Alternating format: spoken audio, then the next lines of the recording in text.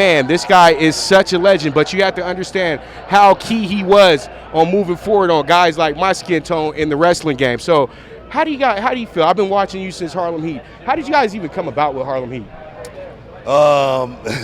Richard Roundtree, man, Shaft, Cotton Comes to Harlem, movies like that, was our inspiration back in the day. And there was this wrestler, his name's Mr. Ebony. He was like the only black wrestler that my brother and I, we grew up in Houston. And there wasn't a whole lot of black wrestlers. JYD came and put wrestlers on the map, but it was this one wrestler named Mr. Ebony. And I remember my brother and I, we got weight belts, and we had Mr. Ebony 1 and Mr. Ebony 2 on our weight belts before we were ever wrestlers.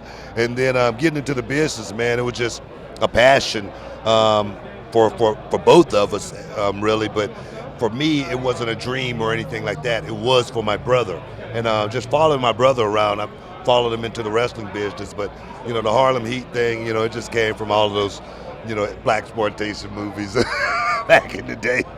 Because you guys got to understand, he caught me off guard because everybody who used to say Harlem, I would think that they was either from a Crip gang in L.A. or they was from New York. And literally, Booker T and him come out and they say, Houston, Texas. I'm like... Well, Harlem sounded a whole lot tougher than Houston. If we was from Houston, we would have had to have cowboy hats on and cowboy boots. And we didn't think that would work, you know what I mean? So we adopted Harlem as our home state by way of, and it worked out. And then I love the King Booker act. I know that you got the King of the Ring and everything for that. Now, do you feel like you've been a great role model for the wrestlers that are out now, the Kofi Kingstons of the world? Because you probably are one of the most athletic, if not the most athletic guy that was wrestling, for 20 strong years and everything like that. What do you feel about your impact on the new generation? You know what, man? I hope I made an impact. You know what I mean? They would have to answer that question. I look at guys like right now, Montez Ford, he wears the crown, you know what I mean? He represents Booker T and Harlem Heat on a regular basis, and I appreciate that. It let me know that I did make an impact on just one. And that's what life's about, when you're a role model. We say, hey, if you just could change one, you've done your job. And I think I've done a good job as far as that go. I look at Kofi Kingston and winning the championship, and I was there. And me as a elder statesman, it was my job to put him in a good light and make it all about him. I look at one of my girls, Ember Moon. She's finally scratching the surface. She came out of my wrestling school. I look at what the New Day got, just like King Booker. They took it and made it what they wanted it to be, not what someone else wanted it to be. So I think my impact from being able to actually go out there and pull that off. Now young guys see what I've done, and they can actually do the same thing. It's pretty cool. All right, and one last question. What was it funner to be when you were wrestling, a heel or a face? Well, baby faces, they got to work the hardest, you know what I mean? Because they got to get the crowd up. They got to, do all of the stuff to make the fans feel a certain way. The heel has to do it too, but the heel can just walk and talk, but I like both, but I like being a baby face because you sell more merch, get more money. Right.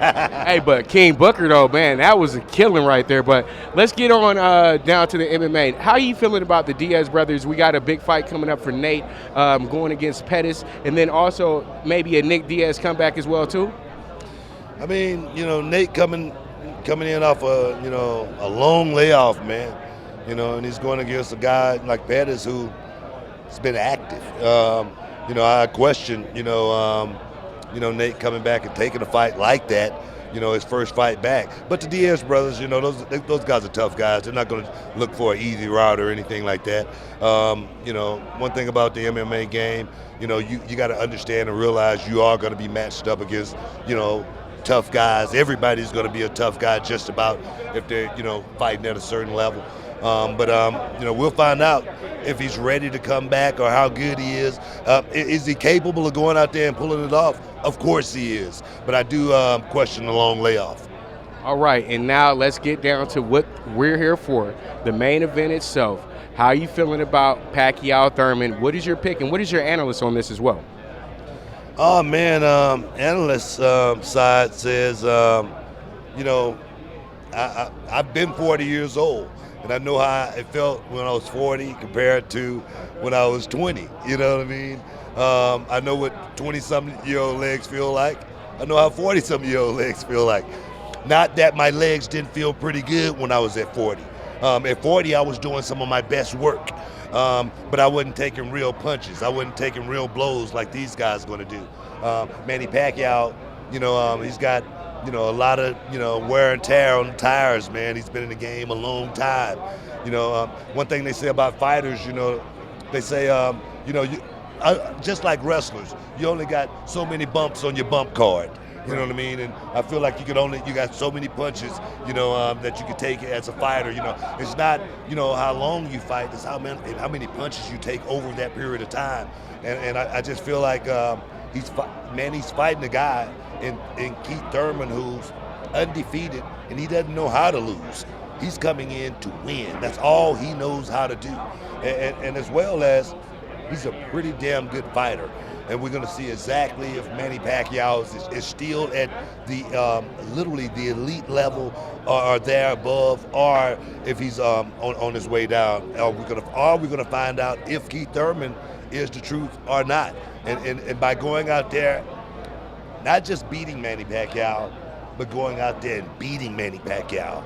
That's the only way he's going to be able to shut up all the naysayers. Agreed.